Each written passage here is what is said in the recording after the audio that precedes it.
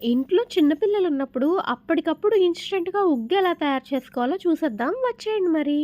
ముప్పావు spoon పెసరపప్పుకి 1:30 spoon rice ఏసుకుని బాగా వాష్ చేసుకున్న తర్వాత ఇలా స్మూత్‌గా బ్లెండ్ చేసుకోవాలి.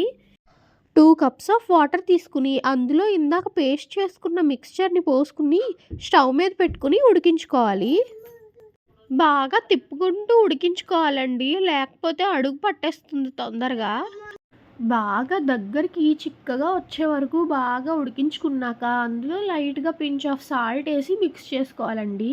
దగ్గరికొచ్చేసిన తర్వాత స్టవ్ ఆఫ్ చేసుకుని మనం వేరే బౌల్‌లోకి చల్లారాక ట్రాన్స్‌ఫర్ చేసుకోవడమే.